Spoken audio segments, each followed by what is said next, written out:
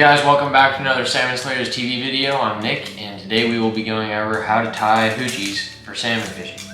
You can buy these pre-made at the store, but it's a lot more costly effective to tie them on your own, and you can get a lot more customizable with it.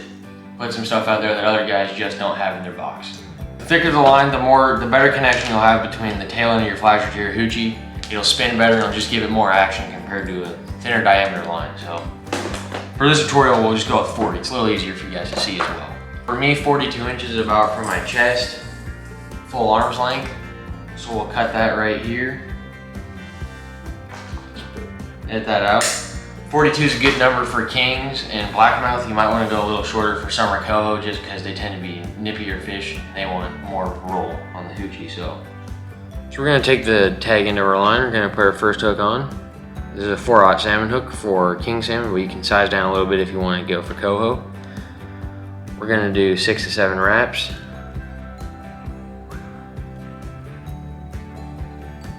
Pinch that off. Run the other tag end into our line back through the eye from the bottom. And then continue wrapping with the line we were wrapping the first time. 6 to 7 more wraps.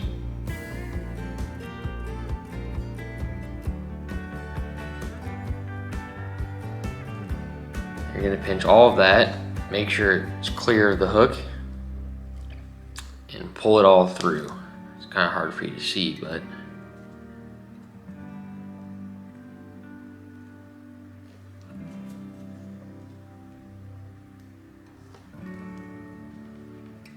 so that's the first snell. And a quick tip to make sure that the knot is tight. So I like to take the hook, put it through the little eye of something, and pull tight on the line. That ensures it gets cinched down all the way. We'll just snip our excess.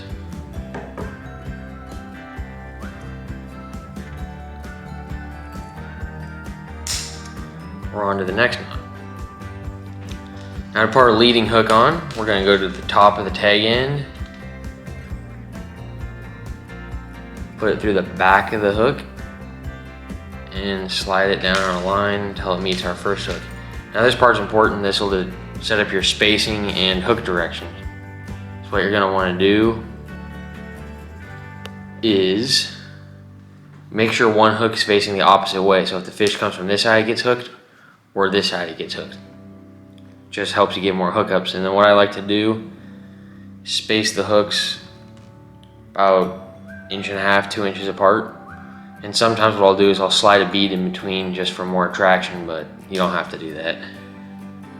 So anyway, slide it in, and then 6 to 7 wraps.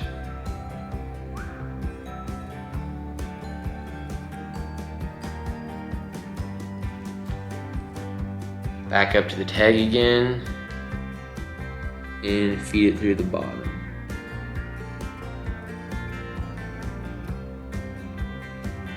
And 6 to 7 more wraps.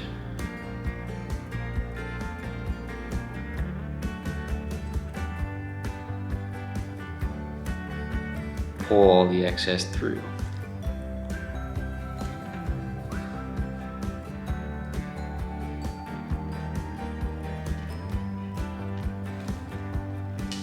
Again, take the loop.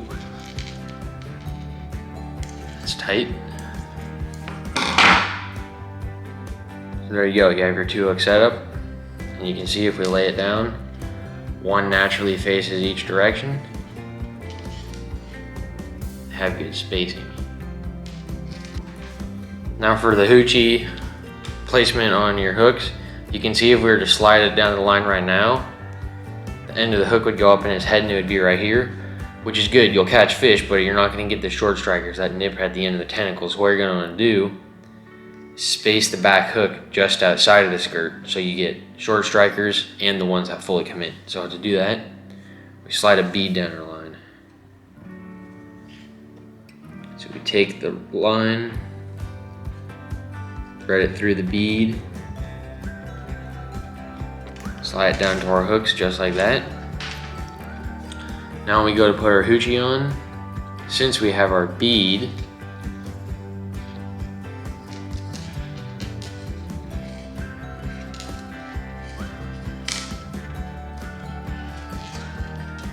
is now evenly spaced.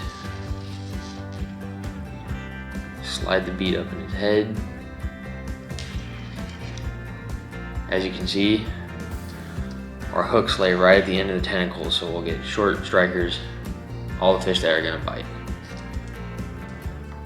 So there it is, there's your hoochie tied up. And we recommend tying a swivel on the end of your line if possible, just because it's a lot stronger than any loop knot you're gonna tie. But if you're in a pinch, we recommend doing a loop knot. I don't know what it's called, but this is what we use. You twist it over itself. So you just have a loop like that. Go around that, and then you're gonna have two loops. You take the tag and lay it right in between the two loops you just formed. You're gonna take the second loop you made, pull it through the first loop.